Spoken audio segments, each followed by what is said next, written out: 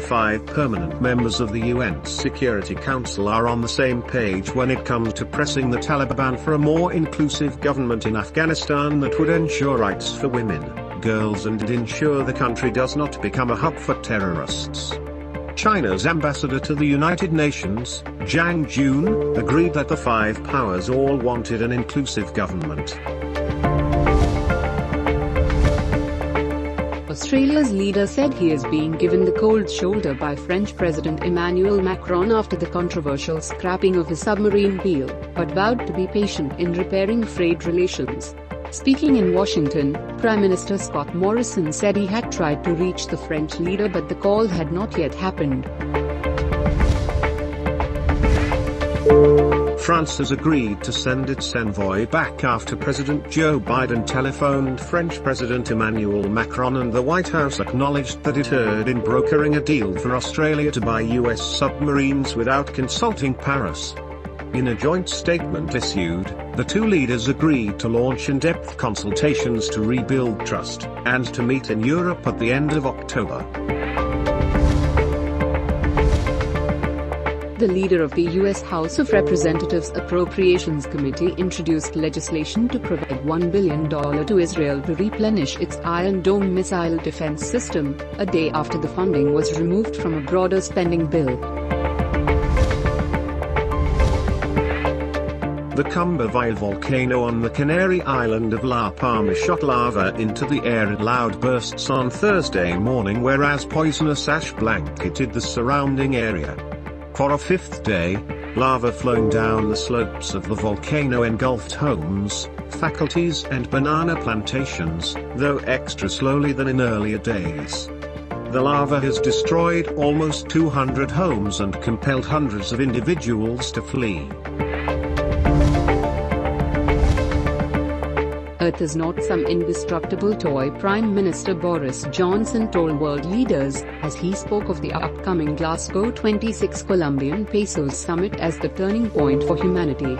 Johnson addressed the United Nations General Assembly in the early hours of Thursday in a speech in which he conceded a rise in temperatures was inevitable but said we can hope to restrain that growth.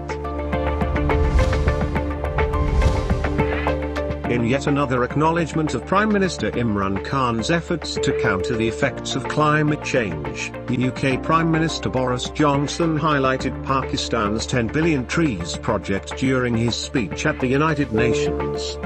The UK PM called for following the example of Imran Khan to plant 10 billion trees and told world leaders that humanity has to grow up and tackle climate change.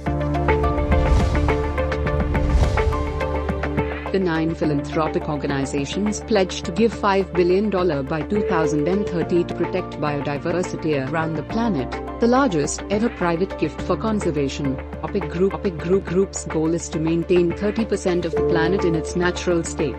In May, a United Nations report concluded that 1 million plant and animal species are on the verge of extinction, a rate of decline that is unparalleled in human history.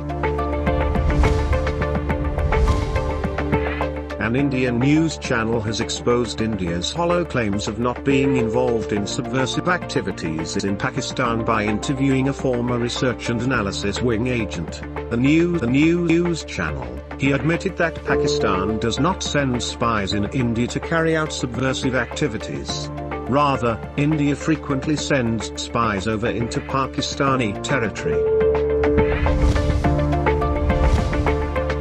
Pakistan will have to take tough decisions in future due to the International Monetary Fund program, says State Bank of Pakistan Governor Raza Bekia.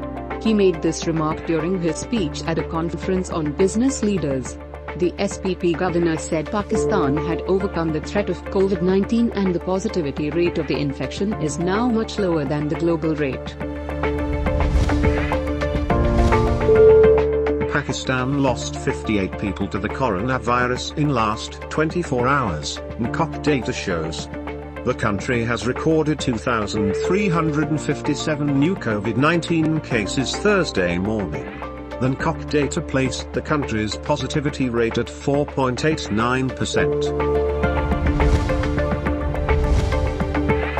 Former England captain David Cower Thursday lashed out at the England and Wales Cricket Board, slamming it for withdrawing from the Pakistan tour without any justifiable cause. "I see no logic in England's decision to withdraw from Pakistan tour," David Cower said.